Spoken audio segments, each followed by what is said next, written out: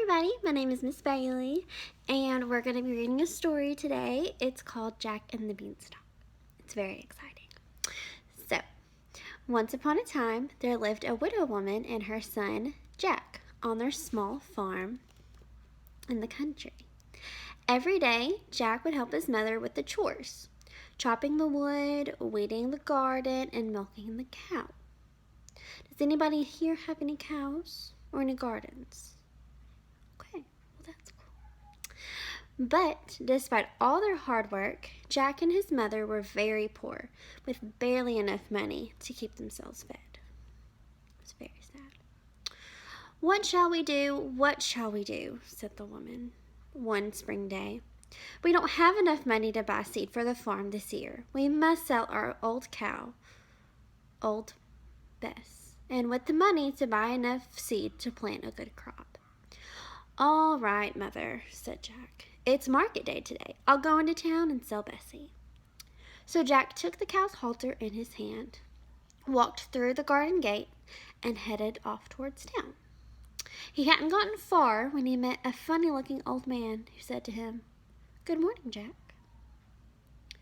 "Good morning to you," said Jack, wondering how the little old man knew his name.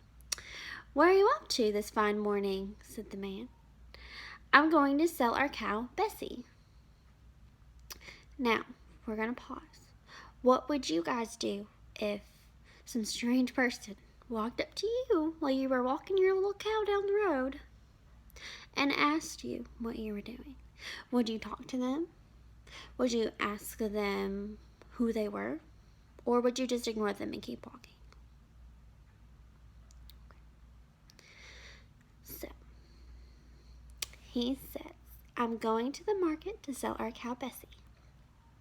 "Well, what a helpful son you are," exclaimed the man. "I have a special deal for such a good boy like you." The little old man looked around to make sure no one was watching, and then opened his hand to show Jack what he held. "Beans?" said Jack, looking a little confused. I would be confused too if someone had offered me beans for a cow. "3 magical bean seeds to be exact, young man. 1, 2, and 3. So magical they are. And if you plant them overnight, by morning they grow right up to the sky," promised the funny little old man. "And because you're such a good boy, they're all yours in trade for that old milking cow." I don't really know if I would trade my cow for some beans. But let's see what Jack decided to do. "Really?" said Jack. "And you're quite sure they're magical?" "I am indeed, and if it doesn't turn out to be true, you can have your cow back." "Well, that sounds fair," said Jack, as he handed over Bessie's halter, pocketed the beans, and headed right back home to show his mother. So do you guys think Jack's mom is going to be very happy with his decision? Let's see. Okay. "Back already, Jack?" asked his mother. "I see you haven't got old Bess. You've sold her so quickly. How much did you get for her?" Jack smiled and reached into his pocket. "Just look at these beans, Mother. They're magical. Plant them overnight and—" "What?" cried Jack's mother. "Oh, silly boy, how could you give away our milking cow for 3 measly beans?" And with that, she did the worst thing Jack had ever seen her do. She burst into tears. Sounds like Jack needs to give his mom a hug. But I'm not sure if he does that. Jack ran upstairs to his little room in the attic, so sorry he was, and threw the beans angrily out his window, thinking, "How could I have been so foolish? I've broken my mother's heart." After much tossing and turning, at last Jack drifted off to sleep. I wonder what's going to happen when he wakes up. When Jack woke up the next morning, his room looked strange. The sun was shining into part of it like it normally did, and yet all the rest was quite dark and shady. That is odd. So Jack jumped up and dressed himself and went to the window. And what do you think he saw? What do you guys think he saw? I don't know. Let's see. Why, the beans he had thrown out of the window into the garden had sprung up into a big beanstalk, which went up and up and up until it reached the sky. Using the leaves and twisty vines like the rungs of a ladder, Jack climbed and climbed until at last he reached the sky. I'm scared of heights, so I don't really know if that'll work out too well for me. What about you guys? Are y'all scared of heights? Yeah, me too.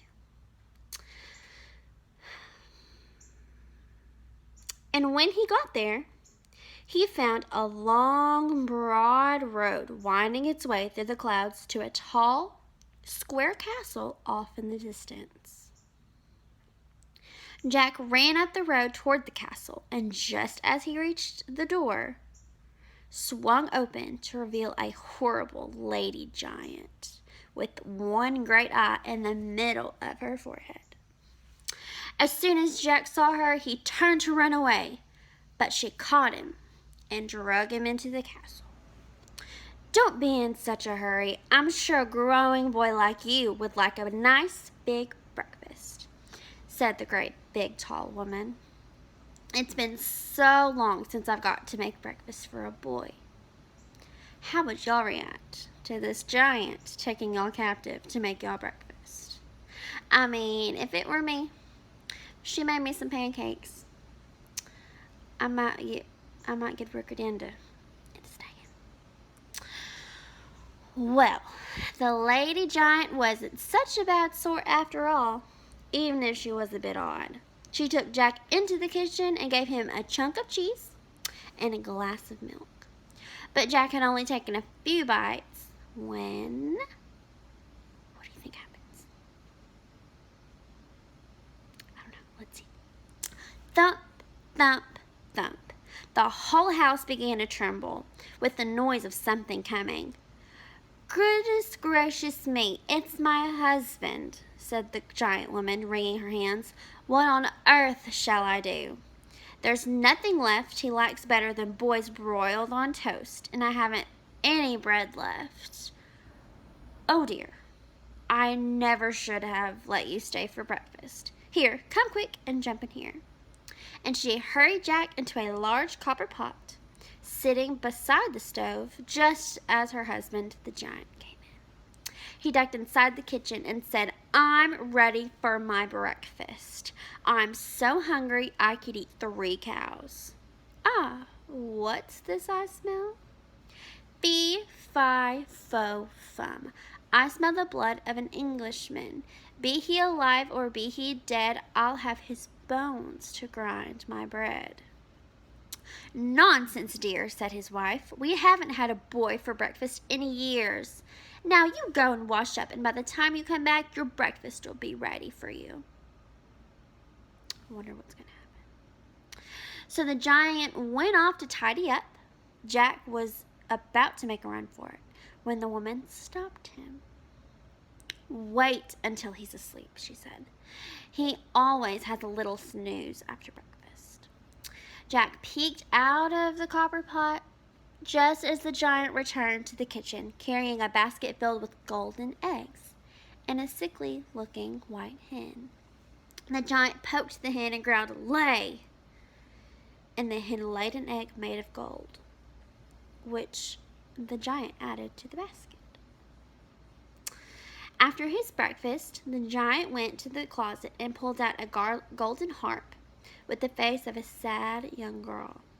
The giant poked the harp and growled, "Play!"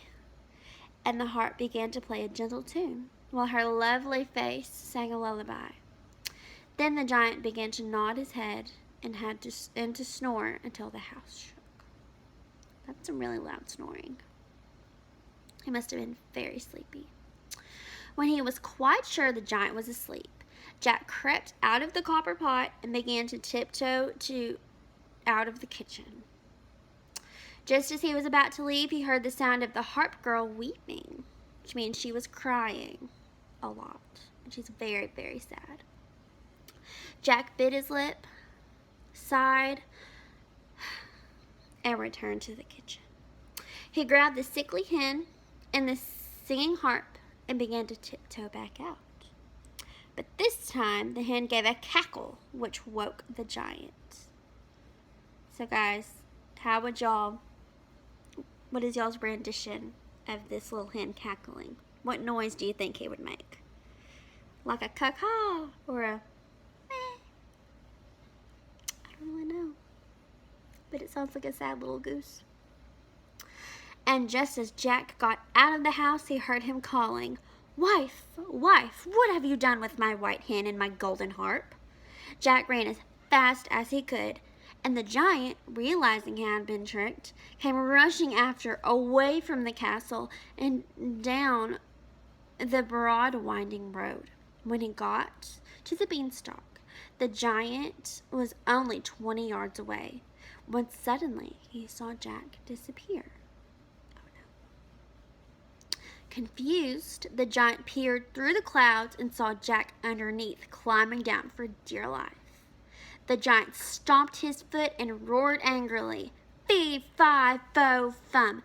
I smell the blood of an Englishman. Be he alive or be he dead, I'll have his bones to grind my bread." Oh no, he's gonna get him. That's so scary. I would run even farther. I hope he gets away.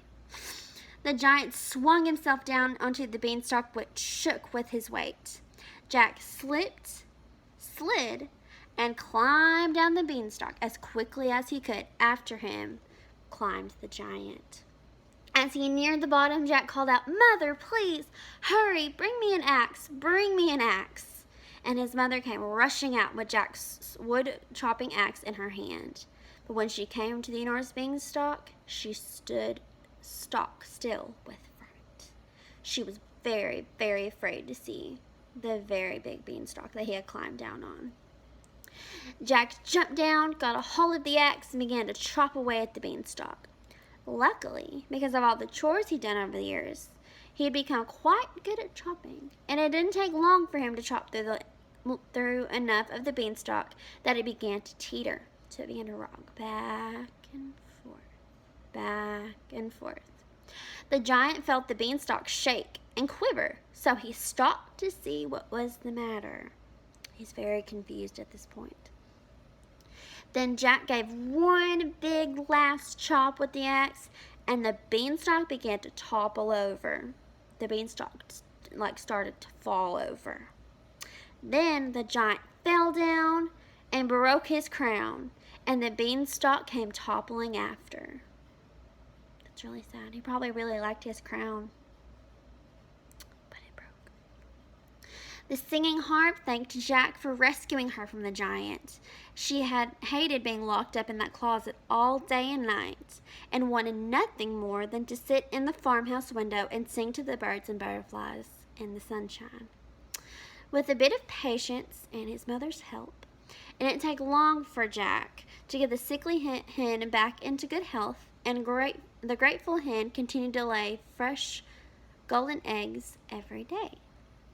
Jack used the money from selling the golden eggs to buy back old Bess, the cow that was from before, purchase seed for the spring crop, and to fix up his mother's farm. He was very, very helpful to his mom. He even had enough left over to invite every one of his neighbors over for a nice meal, complete with music from the singing harp. Sounds like she was very happy with where she ended up. And so Jack, his mother, old Bess, the golden harp, and the white hen lived happily ever after. The end. Did you guys like that story? Yeah? I've heard it a couple times, but I don't think I've heard the entire story, so it was great to read it to y'all. Thank you for letting me come and read.